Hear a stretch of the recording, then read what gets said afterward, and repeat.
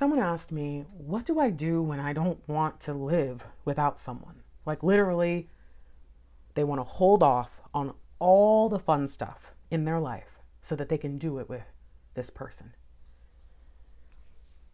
Whew. This one hit hard for me because I've been there.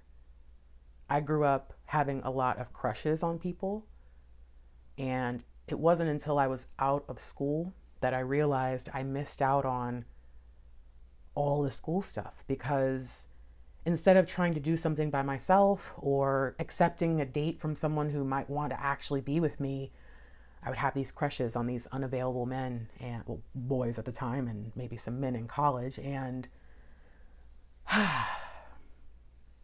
it was like I wanted only the fantasy or nothing at all. And I have lived to regret that in some ways. I mean, I don't think I'm like, oh, but I do wonder. So that's something, right? I think in not wanting to fully live without them, not just like, how can I breathe? But no, like, really. This is not true love. I'm not saying the love you have. I'm saying that that response to life is not from a place of love. This is attachment panic. You have essentially decided to hold joy hostage until they come back or until you get back together or get together the first time or whatever. And it's considered emotional blackmail on yourself. I have to ask people this sometimes when they're holding space for someone and it's been a long time and they're starting to or go deeper into self-isolation. And I always have to ask, who's getting something out of this? Who's benefiting? Who's hurting? Because I think there's a part underneath that, we think this will show them how much I love them, that I saved everything for them. But there's a little bit of guilt that's going to be tied to that. So is it really loving to do that? Shared dreams are really beautiful, but not at the cost of your aliveness. So it's okay to hope for that reconciliation, but you should live anyway. When you miss out on life for that long, let's say it's months, just months, not years, not weeks though, but months, okay? Even months of just holding out can have severe impacts on your psyche, on your body, your heart. It's almost like you are inducing broken heart syndrome on yourself a little bit. But let's say it is years. Let's say for a while you were with someone else or something, right? You tried to live, you did your thing, but you never could let them go. And you don't quite know how it's feasible to come back together. You just know that that's what you want. The thing is, by living in like a frozen piece or space of time, just waiting, you're not growing. And if you are, it's kind of in a vacuum, so there's only so much growth you can do.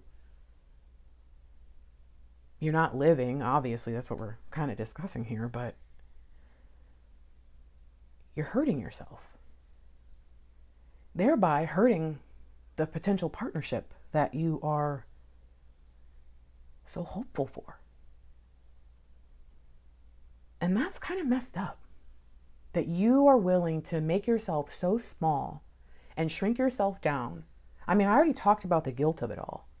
Like, oh, look, I became a shell of myself holding out for you. Why would that be a good feeling for anyone? So already there's the guilt. But then you keep it going and it's like, now what happens when you do get together? Unless you're a millionaire, you probably can't shove all those experiences into the years you have. Or you still are going to have to take the time to let it all play out. And there's so much that we forget about when we're missing someone like that, like just normal life. And that it's not just going to be a movie or a fantasy, or we go off into the clouds in a car like in Greece. It's, you still have to work and do all the stuff, and you still have to be human. You need to learn how to live your best life on your own so that you can make sure you live your best life with them. And that's especially important if they don't know how to live their best life, because you're going to be the one that shows them how. You can't do that if you spend years making yourself smaller and smaller and smaller in the name of doing it together one day. Spiritual paths that teach eternal union often miss the lesson of personal sovereignty. And I think it's going to be really important for you, if this resonates with you, to look into that. What is personal sovereignty? Examine it and figure out where choosing to live a life that isn't really a life of nightmares, but certainly isn't the life of anyone's dream, what that does to you on a spiritual level. Go have fun. Make a new friend. Do the Stella got her groove back thing. Go salsa dancing or something. If you don't have any money, find a library. Go for a walk, a stroll, a roll, whatever you got to do. But don't do this anymore.